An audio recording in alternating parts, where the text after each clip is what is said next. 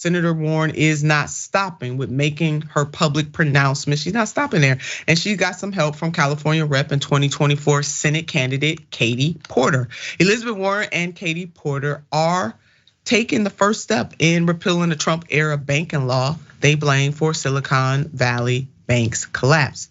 Here are some specifics on the proposed legislation. Today, Representative Katie Porter and Senator Elizabeth Warren introduced the Signature Viable Banking Act with a coalition of 50 lawmakers from both chambers of Congress. Their legislation will repeal Title IV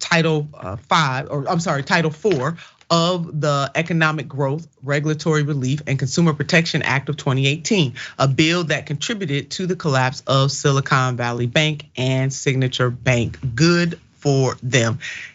Furthermore, the legislation would restore the 2010 threshold for bank regulation from the 2010 Frank-Dodd Act. As a reminder, Dodd-Frank did the following.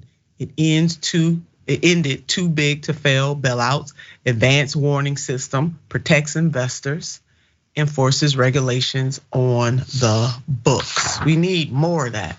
So Adrienne, here we are, and I'm glad to see these two, the senator and the representative, teaming up in both chambers and having some folks in support of what they are doing.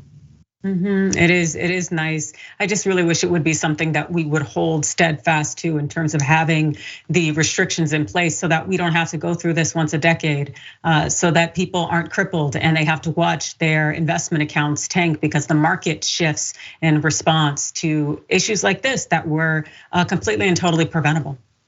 Yeah, that is the truth. And I just cannot believe that given the depth of pain that was felt by Americans all over this country, and if you're in the poor class or the working poor or barely middle class, when that kind of thing happens, it barrels down on you greater. I cannot believe that lessons weren't learned from 2008. I mean, this really is ridiculous.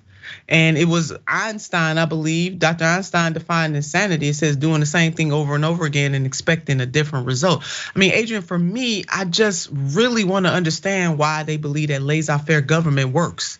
It works for the wealthy and the powerful, but it doesn't work for everyday people.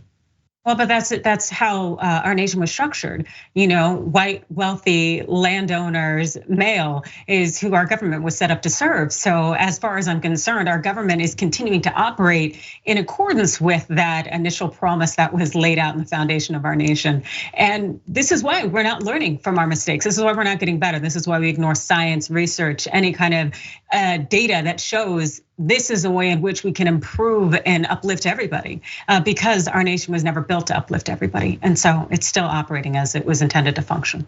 Yeah, it is, but it's our job in our time. And I often say just because that was the reality, I mean, because that is the reality doesn't mean that has to be our future. Absolutely. We got to continue to rise up and talk about these issues and then force real change. Adrienne hit the nail on the head.